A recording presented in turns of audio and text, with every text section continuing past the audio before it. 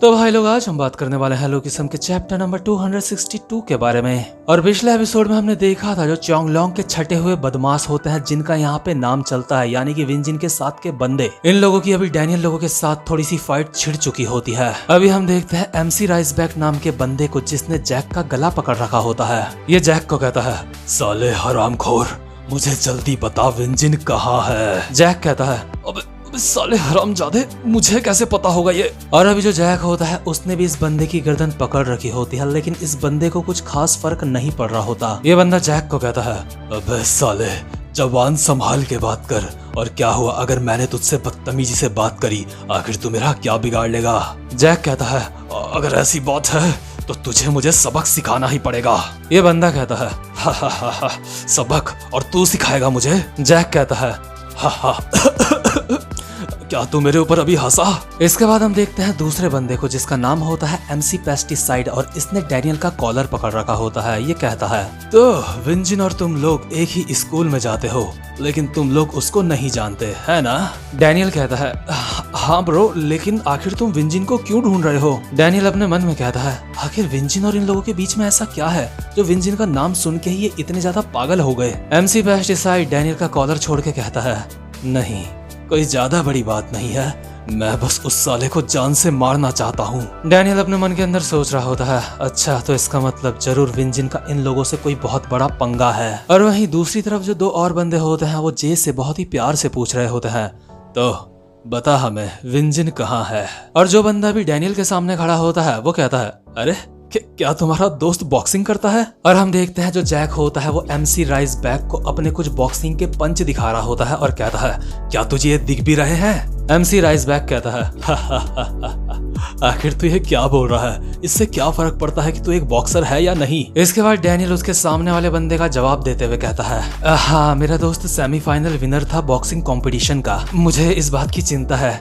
जो जैक के सामने तुम्हारा दोस्त खड़ा है वो मुसीबत में पड़ सकता है अगर जैक सीरियस हो गया। इसके बाद एमसी पेस्टिसाइड कहता है, क्या बॉक्सिंग कंपटीशन का सेमीफाइनलिस्ट, इसका मतलब तो ये टीवी में भी आया होगा है ना। डैनियल कहता है, नहीं, टीवी का तो मुझे कुछ ज्यादा पता नहीं कि वो टीवी में आया था या नहीं। इसके बाद एमसी पेस्टिसाइड कहता है, लेकिन मेरा दोस्त वो टीवी में पहले आ रखा है। वो कोई ऐसा वैसा बंदा नहीं है, वो है चैंपियन एमसी राइसबैक, जो कि कोरियन रेसलिंग कंपटीशन का चैंपियन रह चुका है। और यार इस बात से आप समझ सकते हो कि ये बंदा कितना ज्यादा खतरनाक होगा। अभी हम देखते हैं ये बंदा अचानक से जैक के कपड़े पकड़ के उसको जमीन में पटक देता है। इसके बाद ये कहता है, तो हरामखोर, तुझे ये कैसा लगा।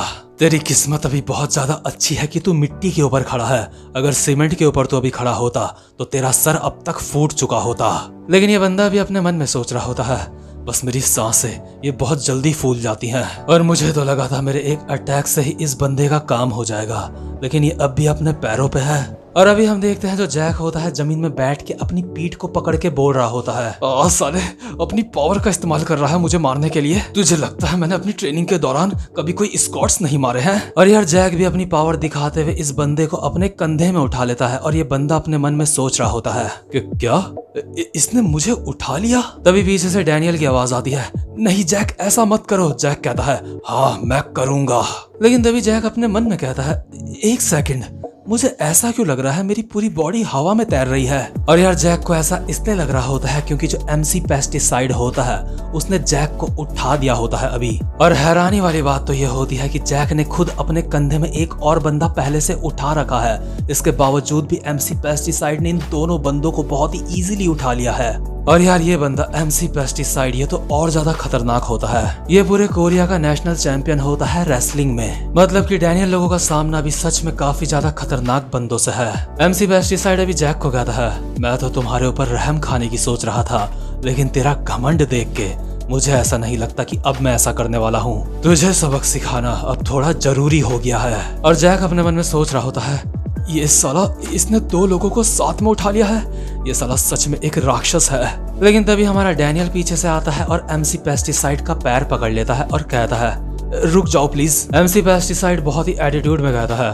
और तू तू क्या करने वाला है? मेरा पैर पकड़ के तू मुझे उठाएगा क्या? जानता भी है अभी तेरे सामने कौन खड़ा है? पूरे कोरिया का मैं नेशनल चैंपियन हूँ रेसलिंग का। सिर्फ अपने हाथों से ही एक बहुत बड़े सांड को खींचने का दम रखता हूँ मैं। लेकिन यार चाहे कोई कुछ भी हो, एट लास्ट बाप बाप ही होता है।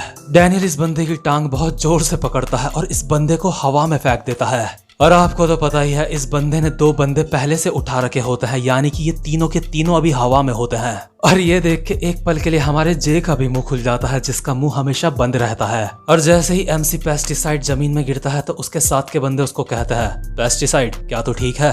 ये बंदा कहता है, हाँ मैं ठीक हूँ, बस थोड़ा सा हैरान हूँ। लेकिन पेस्टिसाइड अभी अपने मन में सोच रहा होता है कि क्या इस साले ने मुझे उठा के फेंक दिया? ये बंदा इतना ज्यादा पतला है लेकिन उसके बावजूद भी इसके पास एक सुपर ह्यूमन की ताकत कैसे है? ये बिल्कुल मैरी किम की तरह है। इसके बाद इन चारों में से एक बंदा डैनियल लोगों को कहता है, सालो हरामखोरो, क्या तुम हमसे सच में फाइट करना चाहते हो? डैनियल कहता है, जैक अभी हमें क्या करना चाहिए तुम बताओ। जैक कहता है, इन लोगों को मारते हैं और मीरा लोगों के आने से पहले इन सबको बैग के अंदर बंद कर देंगे ताकि उनको पता ना चले कि हमने फाइट करी है। लेकिन डैनियल अभी अपने मन में सोच रहा होता है, सबसे बड़ी दिक्कत तो ये है कि वो लोग 4 हैं और हम बस 3। लेकिन तभी डैनियल देखता है ये जो 4 लोग होते हैं अब बस 3 ही रह गए होते हैं। डैनियल कहता है, अरे वो चौथा बंदा कहाँ गया? और हम देखते हैं जो चौथा बंदा होता है यहाँ से भाग रहा होता है। एमसी पेस्टिसाइड के साथ के बंदे उसको कहते हैं, अबे साले हरामखोर तू यहाँ से भाग क्यों रहा है? एमसी पेस्टिसाइड भागते भागते डरते हुए कहता है, वहाँ पे एक राक्षस है, राक्षस। एमसी के साथ के बंदे कहते हैं, एक सेकंड, ये अचानक से ऐसे भागने लगा, इसका मतलब तो एक ही बनता है, मैरी किम यहाँ पे है। और यार अभी हम देखते हैं Mary Kim the empress of 2 seconds in 2 बंदों को पकड़ती है और 2 सेकंड के अंदर ही जमीन में पटक के दे मारती है। इन दोनों को पटकने के बाद ये डैनियल लोगों को कहती है, तो सब कुछ कैसा चल रहा है? डैनियल लोग अपने मन में सोचते हैं कि क्या मैरी किम यहाँ पे? इसके बाद एमसी राइज बैक कहता है, आखिर तुम यहाँ पे कब आई? दूसरा बंदा कहता है, तू कुतिया कहीं की, तुझे मुझे इस तरह से नहीं पटकना चाहिए। मैरी इन लोगों को कहती है, तुम लोग एक दिन भी बिना फाइट करे नहीं रह सकते ना? खैर जो भी हो, तुम लोगों को देख के मुझे सच में काफी ज्यादा अच्छा लगा। और वो झंडू दोबारा से मुझे देख के यहाँ से सीधा भाग गया। दूसरा बंदा कहता है, हाँ उसको अपने अंदर से बहुत ज्यादा बुरा लग रहा होगा इसलिए वो यहाँ से भाग गया। अगला बंदा कहता है, वैसे क्या तुम यहाँ पे अकेली आई हो? मैरी कहती है, बिल्कुल भी नहीं, मैं अकेली नहीं आई हूँ। ये तीनों गुस्से में कहते हैं, क्या इसका मतलब वो हरामखोर भी यहाँ आ रखा है? तो खैर इसके बाद सीन शिफ्ट होता है और हम देखते हैं हमारे वास्को को। ब्रैकडैक को जो भी कुछ आता था वो सब कुछ वास्को को सिखा चुका होता है और वास्को को गोल्डन मंगोल भी मिल चुका होता है। और अभी वास्को अपने पर्सनल भालू में बैठ के सीधा जा रहा होता है जेस के पास, जेस को उसके 2 सॉसेज देने के लिए। मतलब कि चाहे वास्को को कितना भी समय लग जाए वो जेस को ये 2 सॉसेज वापस दे के ही रहेगा। तो खैर इसके बाद सीन शिफ्ट होता है और हम देखते हैं बहुत सारे न्यूज रिपोर्टर्स को जो कि अभी न्यूज कवर कर रहे होते हैं चार्ल्स चोई और स्टीव हॉन्ग की। और अभी सारे न्यूज चैनल्स पे बस यही न्यूज चल रही होती है। आज की बड़ी खबर आपको बता दे, एच ग्रुप के सीईओ स्टीव हॉन्ग और एच ग्रुप के सीईओ चार्ल्स चोई ये आपस में मिल रहे हैं। ये दोनों ही रिस्पेक्टेड लोग चोंगलोंग में यहाँ का रीडेवलपमेंट करने के लिए आ रखे हैं। इसके बाद हम देखते हैं जे के फादर स्टीव चार्ल्स चोई को कहते हैं, वेल चोई, बहुत समय हो गया है तुमसे मिले हुए। आज ये पहली बार होगा जब हम राइस सूप पीने के बाद आज पहली बार मिल रहे हैं। इसके बाद चार्ल्स कहता है, तो सर आप कैसे हो? मुझे बहुत ज्यादा अच्छा लगा कि आपको मैं अब तक याद हूँ। और अगल बगल के सारे लोग आपस में बात कर रहे होते हैं, वो दोनों एक दूसरे के साथ काफी ज्यादा अच्छे लग रहे हैं। ऐसे 2 बड़े बड़े लोगों को साथ में देख के सच में काफी अच्छा लग रहा है। हे मिस्टर चोई, मिस्टर स्टीव, ये दोनों सच में काफी बड़े इंसान हैं। सुनाई नहीं दे रही है। और अभी सारे के सारे न्यूज रिपोर्टर्स इन दोनों की फोटोज पे फोटोज क्लिक करे जा रहे होते हैं। लेकिन अभी जो चार्ल्स और स्टीव होते हैं आराम आराम से एक दूसरे से बात कर रहे होते हैं। स्टीव कहता है, तो तू एक हाथ के साथ भी इतनी ऊंचाइयों में पहुंच ही गया। चार्ल्स कहता है, एक हाथ खोने के बाद मेरे अंदर और ज्यादा कमाने की भूख बढ़ गई है। स्टीव कहता है, लेकिन मुझे लगता है तुझे ज्यादा पैसा कमाने का लालच नहीं करना चाहिए। मुझे तेरे ऊपर शक हो रहा है चोई, कहीं तू छोटे बच्चों से गैर कानूनी तरीके का कोई बिजनेस तो नहीं करा रहा है ना? तुझे पता है चोई, बहुत समय से मैं अपने एक शिकार की तलाश में हूँ। एक ऐसा जंगली जानवर है जिसको मैं बहुत समय से पकड़ना चाहता हूँ, लेकिन वो जंगली जानवर बहुत ज्यादा चालाक है, वो कभी भी मेरे हाथ में नहीं आता है।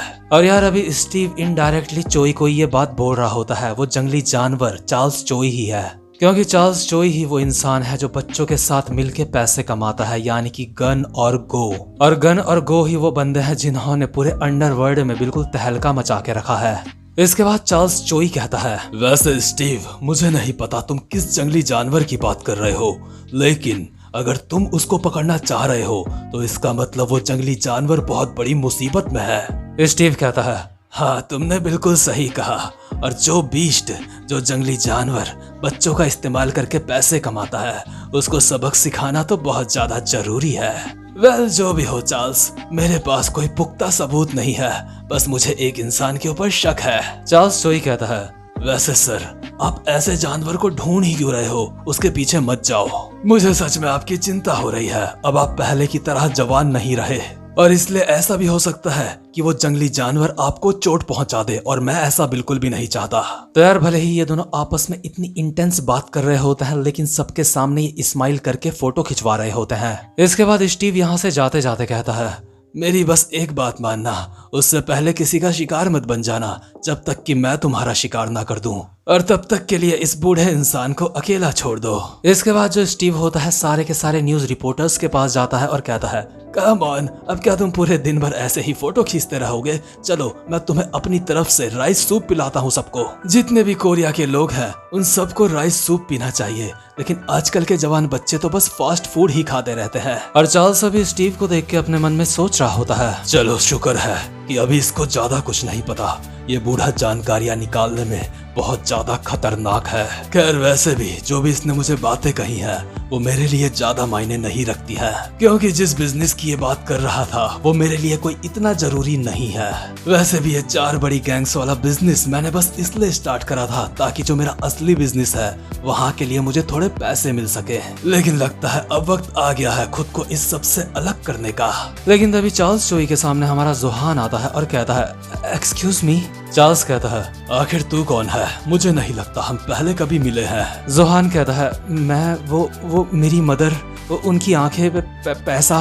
और जोहान को देख के चोई कहता है, इसीलिए मुझे गैंग्स वाले बिजनेस में नहीं पड़ना चाहिए, ऐसे लोग हर जगह आके काम खराब करते रहते हैं। और ये कहते हुए चार्ल्स यहाँ से चला जाता है और एक बंदे को कहता है, उस कुत्ते का ध्यान रखना, अपनी फैलाई हुई गंदगी तुझे खुद साफ करनी पड़ेगी। और ये बात चार्ल्स कह रहा होता है हमारे गो को। गो अभी जोहान के सामने खड़ा होता है, जिस वजह से जोहान चार्ल्स का पीछा नहीं कर पा रहा होता। जोहान कहता है, एक्सक्यूज मी सर प्लीज। लेकिन तभी अचानक से जो गो होता है जोहान के पैसों के बैग में एक लात मारता है और जोहान के बैग के काफी सारे नोट्स हवा में उड़ने लगते हैं। गो कहता है, अबे साले नकलची बंदर, आखिर तेरी हिम्मत कैसे हुई यहाँ पे आने की? अपनी गैंग को बर्बाद करने के बाद अब तू हमारा बिजनेस बर्बाद करने की कोशिश कर रहा है। तूने मेरे अटैक को ब्लॉक कर लिया। मानना पड़ेगा, गन ने तुझे छोड़ के बहुत बड़ी गलती करी है। तुझे छोड़ने की बजाय हम लोगों को तुझे जान से मार देना चाहिए था बेटे। क्या तू यहाँ पे अपनी माँ का इलाज करवाने के लिए आ रखा है? तुझे लगता है तू चोई सर को थोड़े से पैसे देगा और वो तेरी माँ का इलाज करवा देंगे? और अभी जो गो होता है उसने जोहान के जमीन में पड़े हुए पैसे अपने पैरों से कुचल दिए होते हैं। ये देख के जो जोहान होता है गुस्से में कहता है, अबे ओए, चुपचाप से उन पैसों को वापस उठा के मेरे बैग में रख। गो अपना कोट निकालते हुए कहता है, अच्छा, अगर मैं ऐसा ना करूँ तो क्या तू मुझसे फाइट करेगा? आखिर इस बार ये नकलची बंदर किसकी नकल करके फाइट करने वाला है? वैसे तुझे तेरी जानकारी के लिए बता दूं कि अगर तुझे मेरा कुछ भी बिगाड़ना है तो कम से कम तेरे साथ यहाँ पे गन को होना चाहिए था। उसके बिना अगर तू सारे गैंग्स लीडर को भी यहाँ पे बुला लेगा ना तो तब भी तू मेरा कुछ भी नहीं उखाड़ सकता। लेकिन यार, भले ही जोहान यहाँ पे अकेला आ रखा है, उसके साथ कोई भी नहीं है, लेकिन गन वास्को, जेक किम, इन सब के फाइटिंग स्टाइल उसने कॉपी करे हैं और यही अपने आप में एक बहुत ही ज्यादा खतरनाक बात है। तो खैर, मामला गंभीर हो चुका है, लेकिन इसका नेक्स्ट पार्ट अब कवर करेंगे हम नेक्स्ट वीडियो में। तब तक के लिए आप सभी मजे करिए, अपनी लाइफ को एंजॉय करिए। अब मैं मिलूंगा आपसे अपनी नेक्स्ट वीडियो में, तब तक के लिए गुड बाय।